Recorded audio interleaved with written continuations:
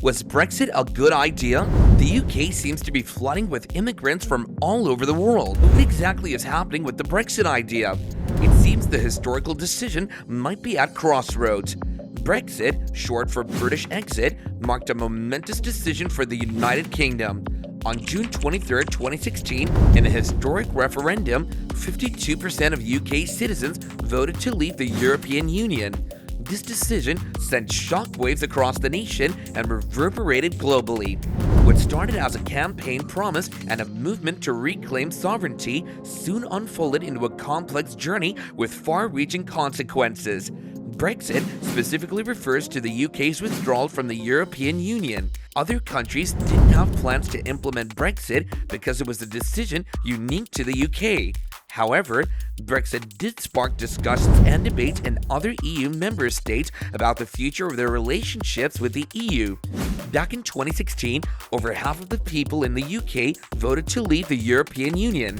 They were excited to take back control, but now things have changed.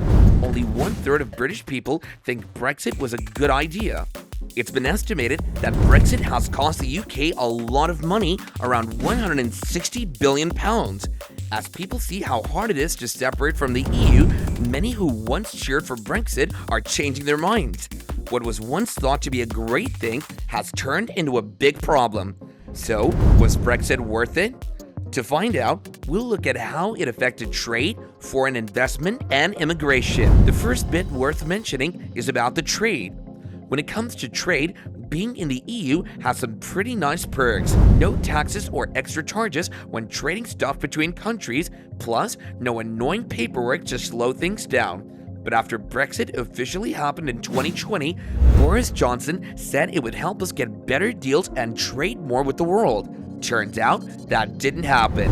Since we left the EU, our exports, stuff we sell to other countries, aren't doing as well as before. And compared to other big economies, we're falling behind in how much we're trading. Well, let's talk about red tape.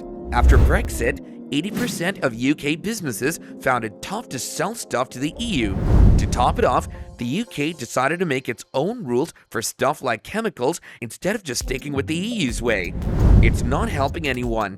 It just adds more confusion and more paperwork. Businesses have to spend millions to figure it all out again. So it's not just about the paperwork. Before Brexit, there were no extra charges when trading stuff, but now there are a bunch. But people who wanted Brexit say it's okay because the UK can now make deals with other countries. They've made agreements with Australia, New Zealand, India, Israel, and more. And by not depending too much on the EU, they say Britain has more chances to grow. But it's not working out that way. Even though trade with non-EU countries has gone up, it's not making up for what we're losing with the EU. Maybe things will get better eventually, and honestly, the UK doesn't have a lot to offer other countries besides financial stuff. So, when it comes to money, Brexit is a failure. Now, this didn't just affect trade, it also affected investments as well. Foreign direct investment, or FDI, is super important because it helps the country grow. It boosts productivity, makes more stuff, and raises wages. Before Brexit, the UK was in a good spot. It had a strong banking system, access to the Eurozone, and most importantly, everyone spoke English. So lots of money was flowing into UK businesses. But right after the Brexit vote, everything changed. Investment dropped big time.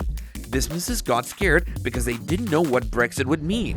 They decided to put their money somewhere else. If we compare the UK to other big economies since 2016, we're not doing so hot. Brexit fans might say the UK is still second in the world for investment, just behind France. So what's the verdict on FDI? Brexit was a bad move.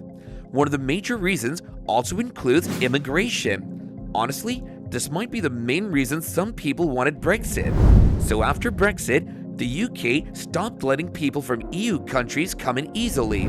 Before Brexit, about 330,000 people were coming in each year, but that dropped by 25% after Brexit. But now, if we look at what's happening today, immigration has gone way up, even higher than before. We're talking about over 700,000 people coming in. The UK doesn't have enough workers and the population is getting older. This puts a lot of pressure on businesses, especially in healthcare and hospitality. The UK still needs to let in a bunch of people, just like it did before Brexit, maybe even more. The top groups of immigrants nowadays are from India, Nigeria, and China. So the verdict on immigration is that Brexit failed. Unless you're a big fan of lots of people moving in, then we guess it succeeded.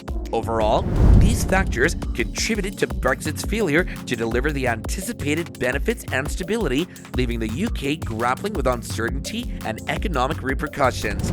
So, do you think Brexit failed? Do share your thoughts in the comments below, and also don't forget to hit the like and subscribe button. Until next time, see you all.